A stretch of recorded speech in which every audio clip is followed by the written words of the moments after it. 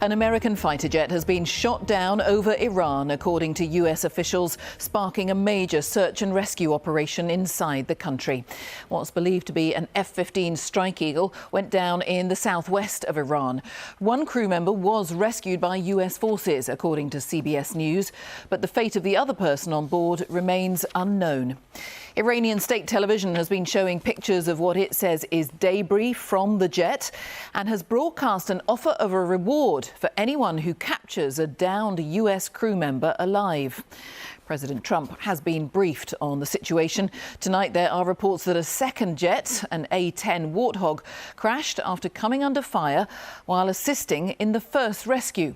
That pilot ejected to safety. Our first report tonight is from Tom Bateman in Washington. US search helicopters prowl the skies over southern Iran, now in a deadly race to find America's missing airmen. Iranian state TV showing pictures of what it says is the wreckage of the downed US fighter plane. The Iranians claim it was shot down by an air defense system as it flew over a rugged province in southwestern Iran. Pictures on social media purport to show one of the two ejector seats. These images are as yet unverified, but appear to be consistent with parts of an F-15 fighter jet. US officials say they launched a combat rescue mission under fire, finding one of the F-15 crew, its pilot. But the recovery helicopter was hit by gunfire, injuring crew members. These pictures appear to show men in a field opening fire on American Pavehawk helicopters used in search operations. We verified this footage was filmed today. Another plane involved was also hit, an A-10 Warthog like this. Its pilot ejected over the Gulf and was rescued.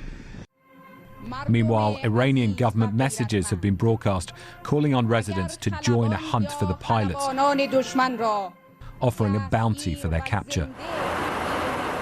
This is the F-15E Strike Eagle, one of America's most advanced fighter planes. It's used for bombing raids and to shoot down drones. Behind the pilot is a weapons systems officer. Shown here at RAF Lakenheath in Suffolk, Iran's military claims the downed plane was from the Lakenheath squadron, but the BBC has not confirmed this. This former F-15 pilot says the missing crew member will have been equipped for survival. Once they're on the ground there, what's going to be going through their minds?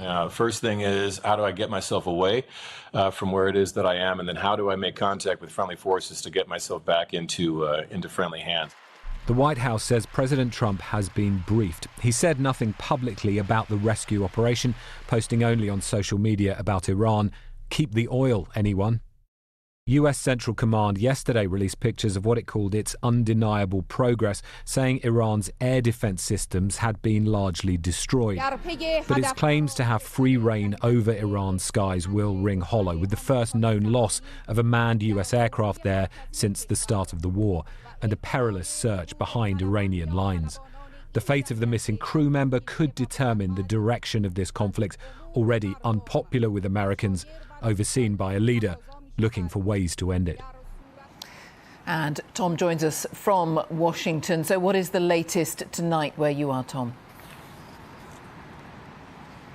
Well, Jane, we are told that President Trump's national security team has been gathered in the West Wing of the White House all day, providing him updates on that search and rescue operation, as you've been hearing, taking place under fire with one of the crew of that F-15 still unaccounted for. Now, Mr. Trump has said nothing specifically about the operation itself, but he's done two very brief newspaper interviews here in Washington in the last hour or so. First saying he wouldn't comment on the operation, but then asked if it would affect negotiations. He said no to that question. He was also asked about what he would do, what his response would be if that airman was harmed. And he said simply that he hoped that wasn't going to happen.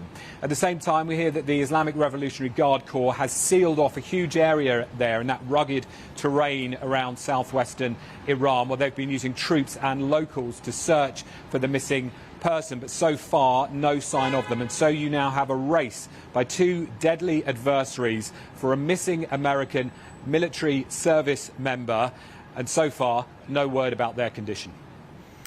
Tom, thank you. Tom Bateman in Washington. Well, meanwhile, Iran has continued to strike Israel and its Gulf neighbours. In Kuwait, an Iranian drone strike caused a fire at the Mina Al Amadi oil refinery, the third time that has been hit. A power and water desalination plant was also damaged. Israel's military said it had carried out more than 70 strikes in western and central Iran.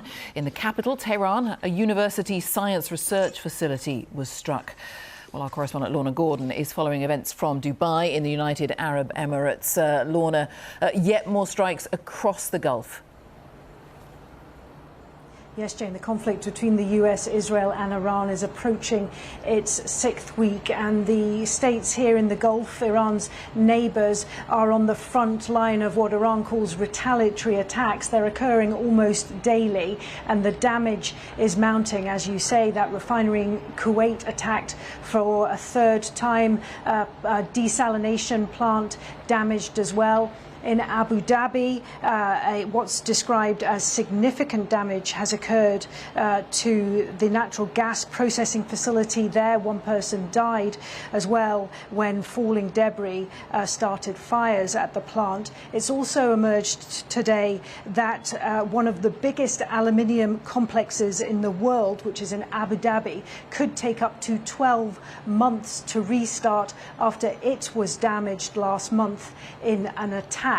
Abu Dhabi authorities, the military here, say that over the last 24 hours they've engaged with around 20 missiles and 50 drones. That is the highest figure in many weeks. These attacks keep coming, and they keep coming daily.